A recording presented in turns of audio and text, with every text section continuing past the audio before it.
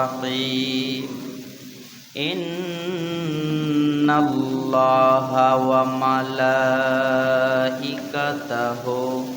يصلون على النبي يا أيها الذين آمنوا صلوا عليه وسلموا تسليما درود إبراهيم پڑھیں اللهم صل على محمد وعلى آل محمد كما صليت على إبراهيم وعلى آل إبراهيم إنك حميد مجيد اللهم بارك على محمد وعلى آل محمد كما باركت على إبراهيم وعلى آل إبراهيم إنك حميد مجيد بلغ العلا بكماله كشف الدجى بجماله حسنت جميع خصاله صلوا عليه وآله لا إله إلا الله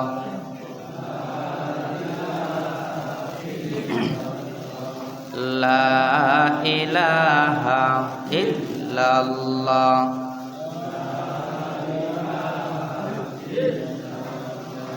لا إله إلا الله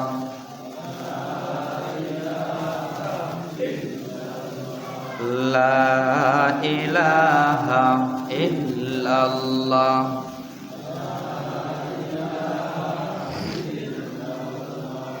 لا إله إلا الله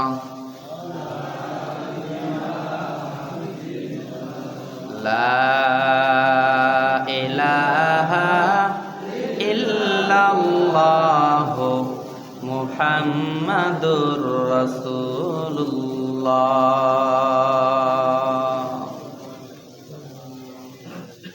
الحمد لله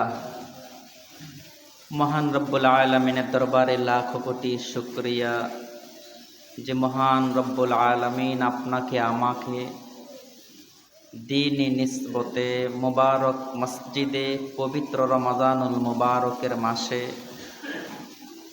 পবিত্র মাগফিরাতের পর্বে আল্লাহ জাল্লা শানহু আপনাকে আমাকে আল্লাহর ঘর মসজিদে আসার এবং বসার তৌফিক দান করেছেন।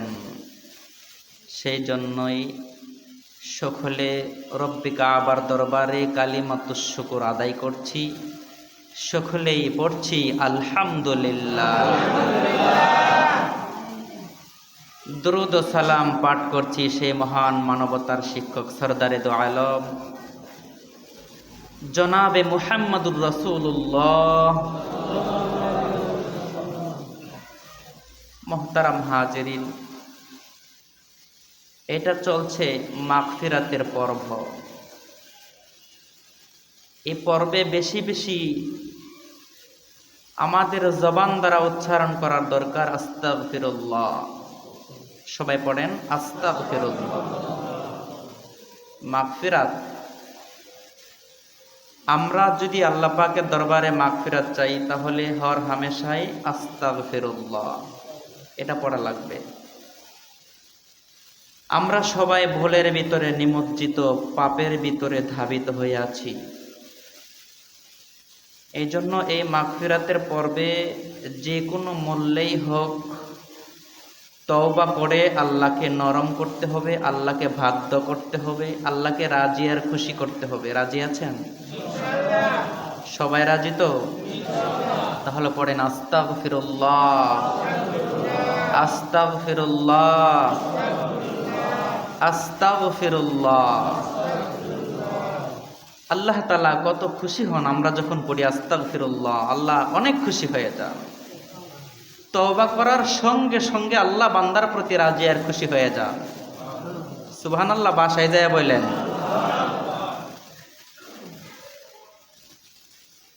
এই যে তওবা, এর মানে কি?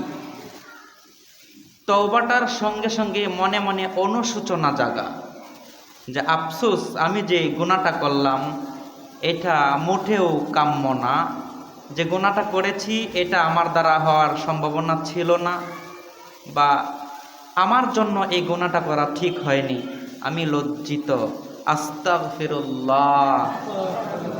এই মনে মনে এই অনুশোচনার সঙ্গে সঙ্গে যদি পড়েন আস্তাগফিরুল্লাহ, আল্লাহ তাআলা সঙ্গে সঙ্গে তওবা মঞ্জুর করে নেবেন।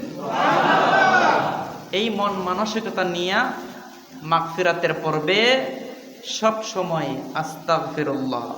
আচ্ছা, এইটা পড়লে খরচ হবে কত টাকা? কথা বলেন, খরচ হবে? খরচ হবে না। শিক্ষিত অশিক্ষিত, ধনী গরিব, চাকরি অচাকরি, আলেম গায়রে আলেম, ইমাম গায়রে ইমাম, সবার জন্যই আস্তাগফিরুল্লাহ। এটা পড়া যাবে না ইনশাআল্লাহ? ভাইরা আমার, এটা কে শিখাইলেন? মহান আল্লাহ তাআলা। আল্লাহ তাআলার কি কুদরত, একটি মাসে 3টা 4টা দিন দেন, সেটা সাইয়্যিদুল আইয়াম ইয়াউমুল জুমআ। জুমার দিনে আল্লাহ 7 দিনের যত গুনাহ বান্দা করে জানা অজানা, এই পবিত্র দিনটা দেয় তওবা করার জন্য। তারপরে 12টা মাসের ভিতরে একটি মাস আল্লাহ তাআলা দেয় যে 7 দিনে একদিনে গুনাহ মাফ হইল কি না। তারপরে 12টা মাসের ভিতরে একটি মাস আল্লাহ তাআলা দিয়ে দেয়, এই মাসটাই হলো বরকতের মাস। সুবহানাল্লাহ, এই মাসটাই হলো আল্লাহ তাআলার সান্নিধ্য লাভের মাস। সুবহানাল্লাহ। তারপরে আল্লাহ পাক বলেন, এই মাসের ভিতরে আল্লাহ পাক 3টা পর্বে বিভক্ত করেছেন। আল্লাহ পাক প্রথম পর্বে আল্লাহ বান্দার প্রতি রহমত করেন। প্রথম পর্ব কিসের? রহমতের পর্ব। প্রথম পর্বে আল্লাহ পাকের কাছে বান্দারা যখন পড়বে ইয়া আরহামার রাহিমিন, ইয়া আরহামার রাহিমিন, প্রতিটা মানুষ যখন আল্লাহ পাকের কাছে পড়বে ইয়া আরহামার রাহিমিন, আল্লাহ তাআলা খুশি হয়ে বান্দার জীবন যৌবনের গুনাহগুলো মাফ করে দেয়। আল্লাহ এত খুশি হন। কোন সন্তান তার মাকে মা ডাকে না, বাবাকে বাবা ডাকে না। মানুষ তাকে দাওয়াত দেয়, তোমার মাকে মা ডাকো না কেন, বাবাকে বাবা ডাকো না কেন।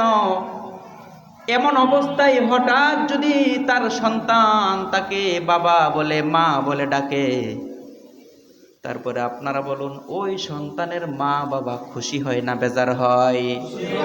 আল্লাহ বলেন, দুনিয়ার মা বাবা, সাধারণ মা বাবা ডাকার কারণে মা বাবার মন যদি সন্তুষ্ট হয়, আল্লাহ তাআলা বলেন তামাম পৃথিবীর সমস্ত মানুষের চাইতেও আমি আল্লাহর সিনার ভিতরে দরদ বেশি বান্দার প্রতি।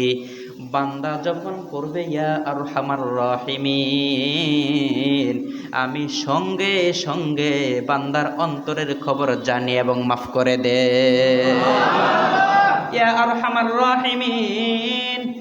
এরপরে রহমতের পর্ব যখন চলে যায়, এরপরে আল্লাহ পাক বলেন, যখন মাগফিরাতের পর্ব তোমাদের মাথার উপর ছায়াপাত করে, এই মাগফিরাতের পর্বে বেশি বেশি পড়ো আস্তাগফিরুল্লাহাল্লাযী লা ইলাহা ইল্লা হুয়াল হাইয়ুল কাইয়্যুম ওয়া আতুবু ইলাইহি লা হাওলা ওয়ালা কুওয়াতা ইল্লা বিল্লাহিল আলিয়্যিল আযীম। আল্লাহ বলেন, তোমরা তোমাদের পাপের কারণে, গুনাহের কারণে, অন্যায়ের কারণে অনুশোচনা ভরে যখন তওবা করবে, আমি আল্লাহ তাআলা তোমার প্রতি রাজি আর খুশি হয়ে যাব। সুবহানাল্লাহ। এর আগে আল্লাহ তাআলা বলেন, তোমরা খবরদার খবরদার শয়তানের পদাঙ্ক অনুসরণ করিও না। আমরা কার অনুসরণ করব? আল্লাহ যে কথাটা বলেছেন শয়তানের পদাঙ্ক অনুসরণ করো না। এবার বলুন, পর্দার আড়ালে যারা বিড়ি টানে এবং খানা খায় তারা কার অনুসরণ করে? এ জোরে বলেন, কার অনুসরণ করে? আল্লাহ পাক বলেন, আলাম আহাদ ইলাইকুম ইয়া বানি আদম আল্লা তা'বুদুশ শাইতান ইন্নাহু লাকুম আদুব্বুম মুবিন। আল্লাহ পাক বলেন, এ বনি আদম, শয়তানের পদাঙ্ক অনুসরণ করিও না। শয়তান চায় তুমি রোজা ভঙ্গ করে ফেলো, শয়তান চায় পর্দার আড়ালে বসে বিড়ি টানো, শয়তান চায় তুমি অন্যায় করো, জুলুম করো, ব্যভিচার করো, শয়তান চায় সবসময় তুমি আল্লাহর বিরোধিতা করো। আল্লাহ পাক বলেন, শয়তান তোমাদের প্রকাশ্য দুশমন, শয়তান সবসময় তোমাকে জাহান্নামের দাওয়াত দেয়, শয়তান কখনোই চায় না তুমি জান্নাতের আমল করো। আল্লাহ পাক বলেন, আমি আল্লাহ তোমাকে বললাম শয়তানের পদাঙ্ক অনুসরণ করো না। শয়তান থেকে বেঁচে থাকার জন্য আমার কাছে সব সময় তওবা করো, আস্তাগফিরুল্লাহ। কি পড়বা? আস্তাগফিরুল্লাহ। দরকার আছে না নাই? জোরে বলেন, দরকার আছে না নাই? এরপর আল্লাহ পাক বলেন, ওয়া আনি'বুদুনি হাযা সিরাতুম মুস্তাকিম। আল্লাহ বলেন, আমার ইবাদত করো, আর এইটাই তোমাদের জন্য সহজ সরল পথ। আল্লাহর ইবাদতের চাইতে সহজ সরল পথ আর হতে পারে না। কথা বলেন ঠিক কিনা? আল্লাহর ইবাদতের ভিতরে যারা থাকে তারা কমাস কম শয়তানের ওয়াসওয়াসা থেকে বাঁচতে পারে। কথা বলেন না কেন? আবার এমন কিছু আছে যারা ইবাদত বেশি করে শয়তান তাদেরকে ধোঁকা দেয়। আল্লাহ বলেন, যেই কলসিতে পানি আছে কাত করলে ওই কলসির পানি তো পড়ে। কথা বলেন না কেন? আর যেই কলসিতে পানি নাই এই কলসি কাত করলে কোনো সময় পানি পড়বে না। যার যত আমল বেশি, যার যত নেকি বেশি, যে আল্লাহর কাছে বেশি গ্রহণযোগ্যতা লাভ করেছে, শয়তান সবসময় তাকেই বেশি ধোঁকা দেয়। আর যার কাছে নেকি নাই, গুনাহ নাই, নেকি গুনাহ কোনোটার পার্থক্য বোঝে না, নবী রাসূলও বোঝে না। অনেক বেদ্যবের গোষ্ঠী বলে যে নবীজি নবুয়তের দায়িত্ব পালন করতে যাইয়া নবীজি যে ভুল করেছে। আচ্ছা, আমি আগে আপনাদেরকে বলতে চাই, নবীজি ভুলের ঊর্ধ্বে নাকি ভুলের সাথে? জোরে বলেন, নবীজি ভুলের সাথে না, নবীজি সকল ভুলের ঊর্ধ্বে। এই কথা কি আপনাদের ইমানে আছে? কথা বলেন না কেন? নবীজি কি ভুল করেছে? ভুল করেন নাই। কিন্তু কিছু বেয়াদবের গোষ্ঠীরা বলে, কিছু ইহুদি খ্রিস্টানদের দালালেরা বলে, তাদের আকীদার ভিতরে লালন করে নবীজি নবুয়তের দায়িত্ব পালন করতে যেয়ে যে ভুল করেছেন তার জন্য তওবা করা উচিত। নাউযুবিল্লাহ। আমি বলি, নবীজি নবুয়তের দায়িত্ব পালন করতে কোনো ভুল করে নাই, তোর বাবা যে তোকে জন্ম দিয়েছে এটাই আসল ভুল। কারণ হলো, নবীজির ভুল ধরার মতো তুই ছাগল কি? নবীজির ভুল একমাত্র আল্লাহ ধরবেন। আল্লাহ তাআলা যার চরিত্রের সার্টিফিকেট দিয়েছেন, আল্লাহ তাআলা যার জান্নাতের সার্টিফিকেট দিয়েছেন, ওই নবীজিকে তুমি ভুল ধরো, আবার বলো ইসলাম কায়েম করবা।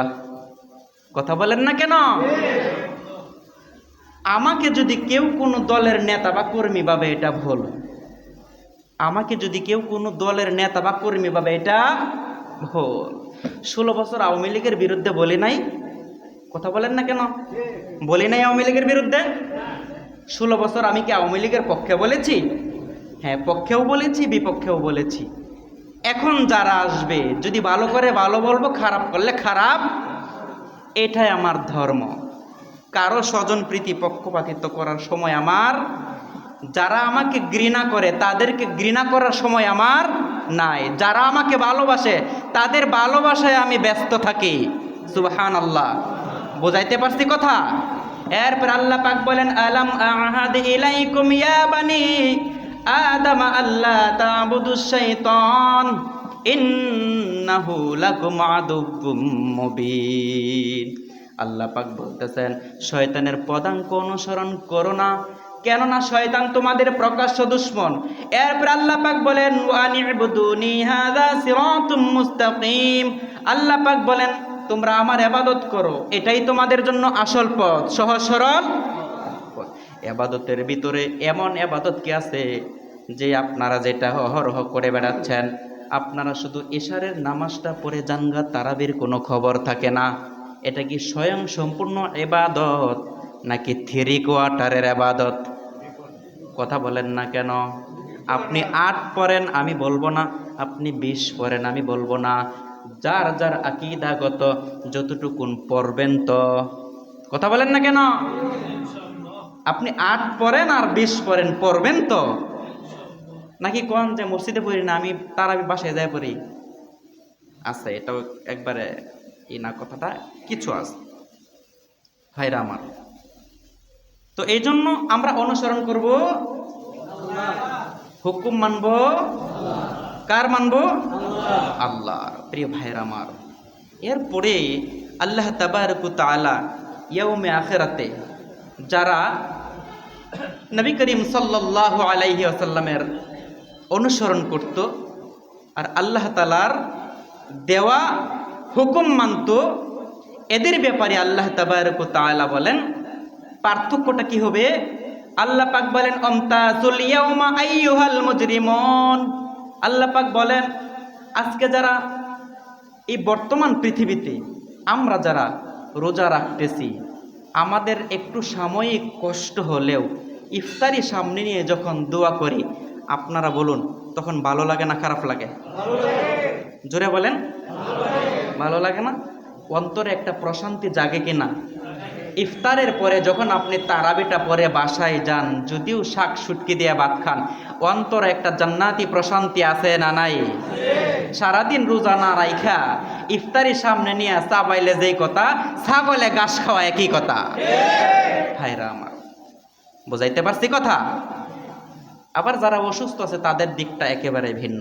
রোজার আরেকটা কথা বলবো, হাদিসে কুদসিতে আল্লাহ পাক বলেন, হাদিসে কুদসি আল্লাহ তাআলা ওখানে বলতেছেন যে তুমি যত ইবাদত বন্দেগী করো,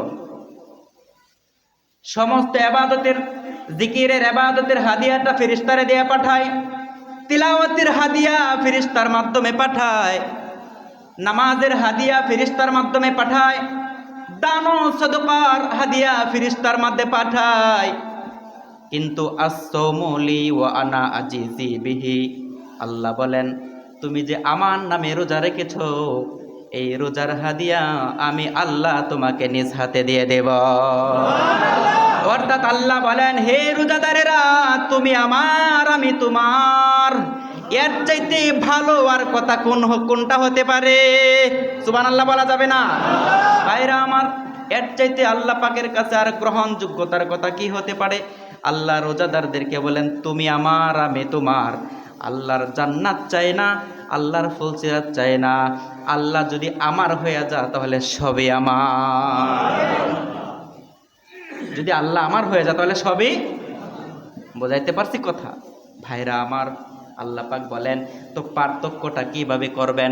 এই যে আজকে যারা রোজা রাখতেছেন লম্বা দিন পার করতেছেন, আর যারা রোজা রাখেন না এ পর্দার আড়ালে বেলায়ের পায়খানা টানেন, মনে রাখবেন আপনাদের আর আমাদের মধ্যে পার্থক্যটা কি হবে।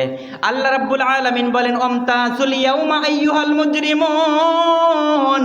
আল্লাহ পাক বলেন ইয়াউমে আখিরাতে আল্লাহ পাক বলবেন এই দুনিয়ার গোলামেরা রে, যারা রোজা রেখেছো, নামাজ পড়েছো, আমার হাবিবের সুন্নাত তারাবি পড়েছো, আমার হুকুম পালন করেছো, শয়তানের হুকুম পালন করনি, এ তোমরা আলাদা হয়ে যাও, আলাদা হয়ে যাও। তখন গুনাহগারেরা আমাদের সাথে লেগে লেগে থাকবে। সমস্যা আজকে আলাদা হইলে চামড়া থাকবে না, আলাদা হওয়া যাবে না। সুতরাং আলাদা হইলে বর্তমানে অবস্থা খারাপ হয়ে যাবে। না না না, আলাদা হওয়া যাবে না। এরপরে আল্লাহ পাক দেখবেন জাহান্নামীরা আলাদা হয় না। জাহান্নামীরা সারা বছর রোজাও রাখে না, যাকাতও দেয় না, ফিতরাও আদায় করে না, তারপরে নবীজিকে অপরাধীর আকীদার সাথে মিলেমিশে কাজ করত, নবীর দুশমনদের সাথে মিলেমিশে কাজ করত, নবীর পক্ষে কোনো কাজ করে নাই। আল্লাহ তাআলা বলবেন অমতাজুল ইয়াউমা আইয়ুহাল মুজরিমুন, আলাদা হয়ে যাও, আলাদা হয়ে যাও। তারপরে আলাদা হবে না, আল্লাহ পাক বলবেন এ ফেরেশতারা জাহান্নামের একটা আকরা ধরে নিয়ে আসো। এবার জাহান্নামের কাকরার মতন জাহান্নামের আপনারা দেখেন যে একটা মেশিনের মাধ্যমে বড় বড় বিল্ডিংগুলো ভাঙা হয় কি না? আল্লাহ পাক এমন জাহান্নামের একটা মেশিন তৈরি করবেন, এই আগুনের তৈরি মেশিন দ্বারা সমস্ত জাহান্নামীদেরকে আলাদা করে পায়ের ভিতরে শিকল বেঁধে আল্লাহ তাআলা তাদেরকে পায়ের ভিতরে শিকল বেঁধে টেনে হেসড়ে হেসড়ে জাহান্নামের ভিতরে নিক্ষেপ করে দেবে। কোথায় নিক্ষেপ করবে? কোথায় নিক্ষেপ করবে? জান্নাত জাহান্নামের ভিতরে একটা গ্লাসের প্রাচীর থাকবে, জাহান্নামীরা ওই পার থেকে দেখবে ওই পারে জান্নাতের ভিতরে একটা রিকশাওয়ালা দুধের নহর পান করতেছে। একটা রিকশাওয়ালা সারাদিন রোজা রাখার পর আজকে শরবতের নহরের ভিতরে হাবুডুবু খাচ্ছে। হোরগেলম্যানরা বাতাস দিচ্ছে, তার মুখগুলো মুছিয়ে দিচ্ছে, গালিচার উপর বসছে। আর বেরোজাদার বলবে আমি তো ধনী মানুষ ছিলাম, আমি তো কুরবানি করতাম, জাকাত দিতাম, রোজাটা রাখতাম না খিদার ডরে, কিন্তু বাকি আমল তো করতাম। আল্লাহ বলেন বাকি আমলের সওয়াব ফেরেশতার মাধ্যমে দিতাম, কিন্তু রোজার সওয়াব ওয়াদা ছিল আমি নিজ হাতে দেব, আমারটাই তো করনি। আজকে ফাইসালা, আলাদা হয়ে যাও, জাহান্নামে চলে যাও। আল্লাহ তাআলা ওই দিন যে গরিব রোজাদাররা রোজা রাখবে আর আল্লাহ তাআলা তাদের পুরস্কার নিজ হাতে দিবেন। শুধু তাই না, আল্লাহ তাআলা ওই সময় বান্দাগুলোকে একসাথে করে আল্লাহ তাআলা ফেরেশতাকে বলবেন ৭০,০০০ ওই নূরের পর্দা উঠায়া দাও, ৭০,০০০ নূরের পর্দা উঠায়া আমি আল্লাহ তাআলা আজকে বান্দাদের সাথে সাক্ষাৎ করব। এরপর আল্লাহ পাক বলেন, কি বলেন? সালামুন কাওলাম মির রাব্বির রহিম। আল্লাহ পাক ওই সময় ৭০,০০০ নূরের পর্দা সরিয়ে দিবে, হাজার হাজার লক্ষ লক্ষ বান্দারা আল্লাহ পাকের কুদরতি চেহারার দিকে তাকিয়ে থাকবে এবং আল্লাহ পাক মায়ার নজরে জান্নাতি রোজাদার বান্দাদের দিকে তাকিয়ে থাকবে। এক চাহনিতে মুফাসসিরিনে কেরাম বলেন এক চাহনিতে ৭০,০০০ বছর অতিক্রম করে ফেলবে। এই ৭০,০০০ বছর অতিক্রম করার সময় বান্দা একটা চোখের পলকও ফালবে না। আল্লাহু আকবার। আল্লাহ চোখের পলক ফালবেন না, কেননা বান্দা দেখবে আল্লাহর কুদরতি চেহারা, আর আল্লাহ দেখবে আমার গোলামদের দুনিয়াতে কত কষ্ট দিয়েছি, লম্বা দিনে কত খেটে খাওয়ার পরেও আমার গোলামেরা রোজা ভঙ্গ করে নাই, আমার গোলামদেরকে হাউজে কাউসারের ফেরেশতা পানি পান করায়া দাও। ভাইরা আমার, একটা রোজার দাম কত? একটা রোজার দাম কত? তাম পৃথিবী বিক্রি করলেও একটা রোজার সমপরিমাণ হবে না। আমার ভাইরা, আরেকটি কথা, এমন একটি কথা, একটা জন্ম অন্ধ কাক ডিম থেকে ফোটার পরে কথার কথা ওরা শুরু করলো, আর উঠতে উঠতে বহু দূর পর্যন্ত চলে গেল। আপনি মনে করেন এই হায়াতুল হাইওয়ান নামক কিতাবের ভিতরে আসছে সমস্ত পাখিদের ভিতরে হায়াত বেশি কাকের, কাক বেশি দিন বাঁচে, কাক কম মরে, কাক বেশি দিন বাঁচে। ভাইরা আমার, হায়াতুল হাইওয়ান নামক কিতাবের ভিতরে এমনটাই পাওয়া যায় কাকের হায়াত বেশি, কিন্তু জন্মন্ত একটি কাক ওই ডিম থেকে ফোটার সঙ্গে সঙ্গে উঠতে শুরু করলো, উঠতে উঠতে বহু দূর পর্যন্ত চলে গেল, আর যাওয়ার পরে ওখানে যে কাকটা বৃদ্ধ হয়ে গেল, মরে গেল। কিন্তু একটি কাক তার বাসা থেকে উঠতে উঠতে এত দূর পর্যন্ত চলে গেল, যাইতে যেতে বৃদ্ধ হওয়াও শেষ, তার মরে যাওয়াও শেষ। আল্লাহ তাআলা বলেন একটা রোজাদার একটা রোজা রাখলো, আর একটা রোজা রাখার পরে ওই কাক তার বাসা থেকে ওই উড়তে শুরু করলো, উড়তে উড়তে বৃদ্ধ হয়ে গেল, মরে গেল। একটা রোজাদার একটা রোজা রাখার কারণে জাহান্নাম থেকে ওই কাকের মতন যত রাস্তা অতিক্রম করলো, ওই গোলাম জাহান্নাম থেকে তত দূর সরে গেল। একটা রোজার ফল কত? রোজা রাখার দরকার আছে না নাই? এই যে রোজাগুলো আমরা ভঙ্গ করে ফেলেছি, এখন থেকে নিয়ত করা যাবে আজ থেকে রোজা রাখবো। সবাই হাত তোলেন, রাখবেন সবাই। লিল্লাহে তাকবীর, জোরে পড়ি লিল্লাহে তাকবীর। রোজা রাখলে লাভ না লস? অনেকে মনে করে রোজা রাখার মাধ্যমে শরীর হালকা হয়, স্বাস্থ্য কমে যায়। আমি বলি রোজা রাখার মাধ্যমে তোমার শরীরের অবৈধ স্বাস্থ্য কমে। রোজা রাখলে মানুষের শরীর স্বাস্থ্য কমে না, বরং গুনাহ কমে, ঠিক না ভাইরা আমার? রোজা রাখার মাধ্যমে রক্তচাপ কমে, রোজা রাখার মাধ্যমে হাই প্রেশার কমে, রোজা রাখার মাধ্যমে ডায়াবেটিস কমে, এই রোজা রাখার মাধ্যমে শরীর সুস্থতা পেরে পায়। রোজা রাখার মাধ্যমে বান্দা আল্লাহর নৈকট্যতা হাসিল করে, রোজা রাখার মাধ্যমে বান্দার ব্লাড পরিষ্কার হয়। রোজা রাখার দরকার আছে না নাই? সবাই বলেন ভাইরা আমার। এই জন্য রোজা, আল্লাহ তাআলা বলেন রোজা আমার জন্য। রোজা কার জন্য? কার জন্য? তাহলে আপনি আল্লাহর জন্য কাজটা করতে পারবেন না? করতে পারবেন না? আহা, আল্লাহর জন্য যারা কাজ করে আল্লাহ তাদেরকে ঠকাইবেন না ইনশাআল্লাহ। আল্লাহ তাদেরকে ঠকাইবেন? ঠকাইবেন না ভাইরা আমার। যারা রোজা না রাখে এদের কাছে রমজান মাসটা বড় বোঝা। কি মনে করেন? রমজান মাসটা তাদের জন্য বহুত বড় বোঝা হয়ে দাঁড়িয়েছে। কিন্তু আমার মনে হয় এই রমজানুল মুবারকের এই বছরের যে 25 সালের যে রমজান মাস, এই মাসটাকে আমার মনে হয় মানুষে মিস করবে সব সময়। এত সুন্দর একটা দিন, এত সুন্দর ঠান্ডা একটা দিন, পরিষ্কার পরিচ্ছন্ন একটা আবহাওয়া, এরপরেও যারা রোজা রাখবে না এদেরকে কি আল্লাহ ডাইকাই না জান্নাত দেবে? হ্যাঁ, বাইরে হুতাই লেবু হাসরের দিন আল্লাহ।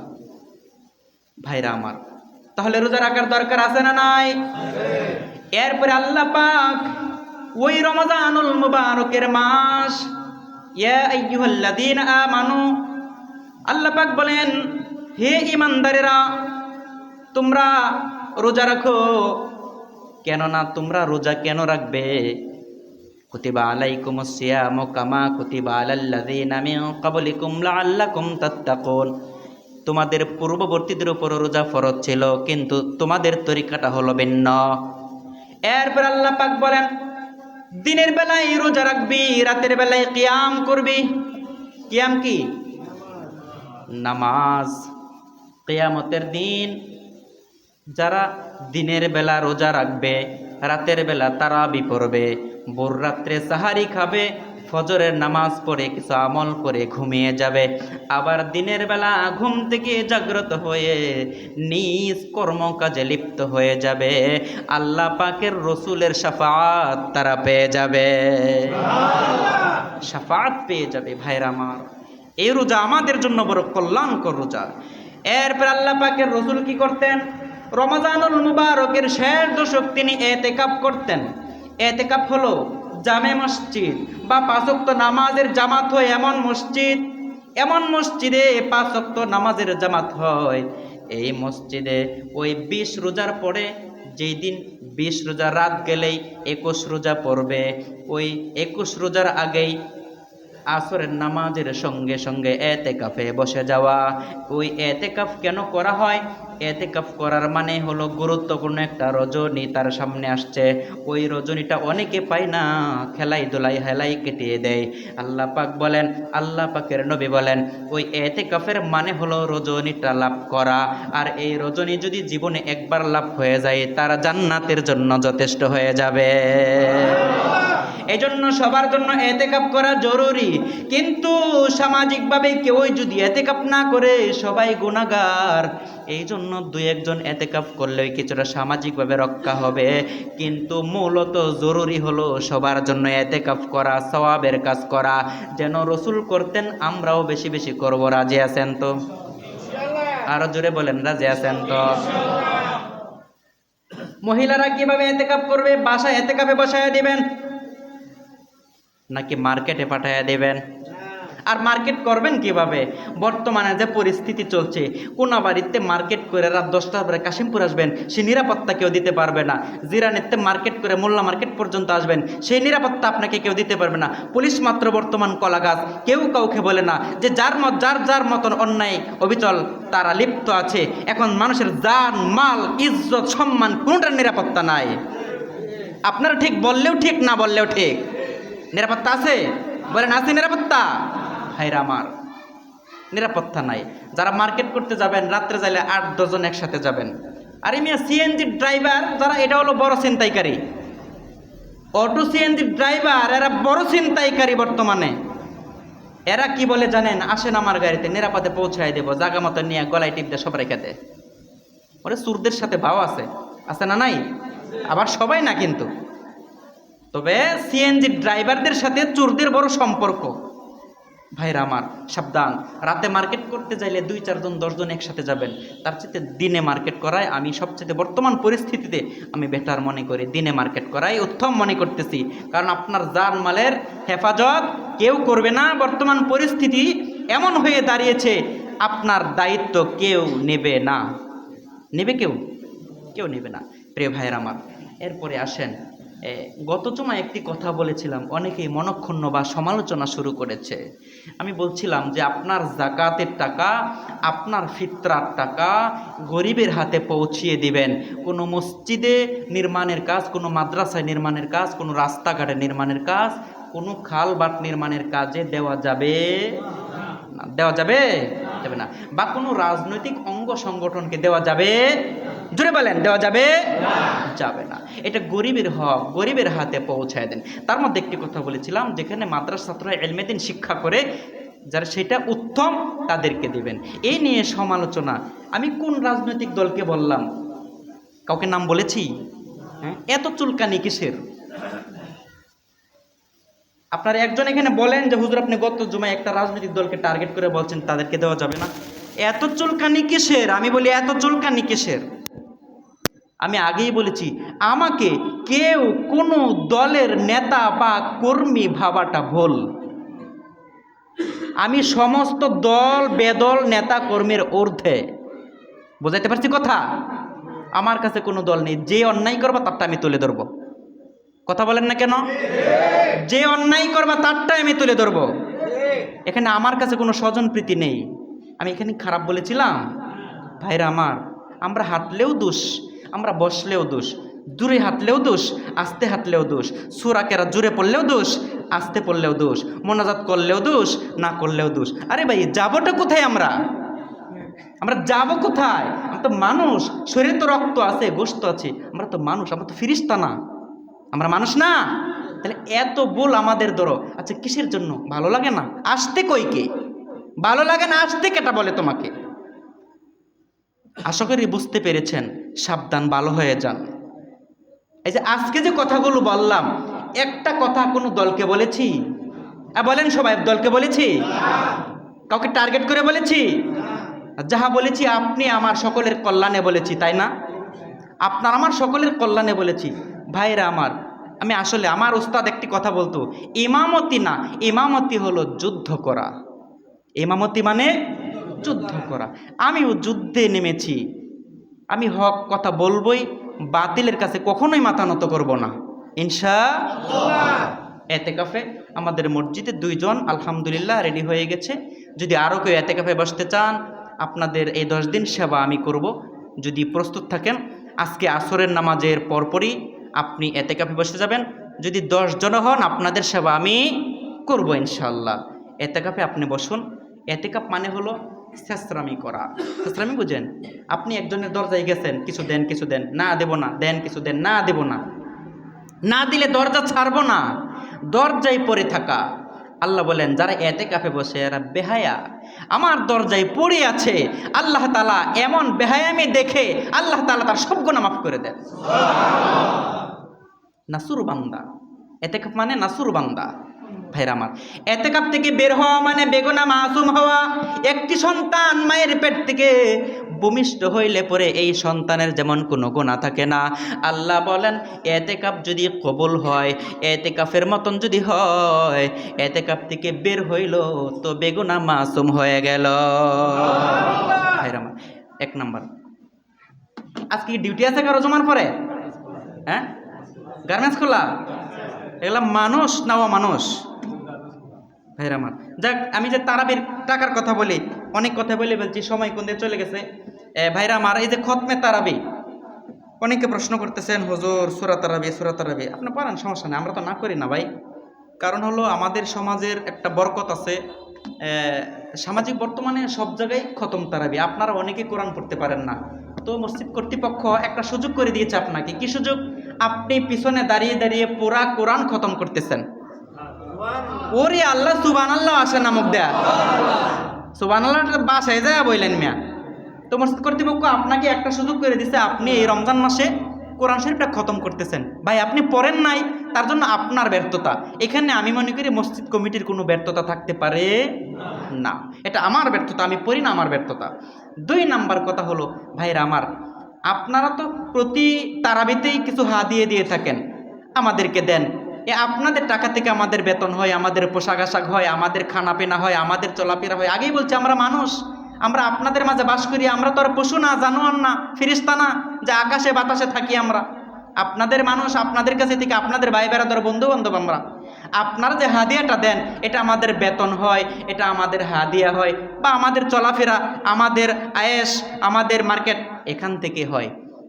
যদি কেউ রাগ করে থাকেন দরকার নাই, যদি মনে করেন নেকি পাবেন বা খুশি হয়ে থাকেন, তাহলে আজকে তারাবির সময় মেহরবানি করে সকল বন্ধুদেরকে অনুরোধ করে বলবো তারাবির টাকাটা নিয়ে আসবেন। ইনশাল্লাহ পারবেন না? পারবেন না ইনশাল্লাহ? সবাই নিয়ে আসবেন তারাবির টাকা। আপনি সর্বনিম্ন 300 টাকার নিচে দিয়েন না, সব জিনিসের দাম বেশি, যেন 2জন হাফেজকে আমরা সন্তুষ্ট করে বিদায় করতে পারি। আল্লাহ যেন সবাইকে দেবার তৌফিক দান করেন। আমরা পড়ি আমিন, আরো জোরে পড়ি আমিন। ওয়া মা আলাইনা ইল্লাল বালাগ। আসসালামু আলাইকুম ওয়া রাহমাতুল্লাহি ওয়া বারাকাতুহু।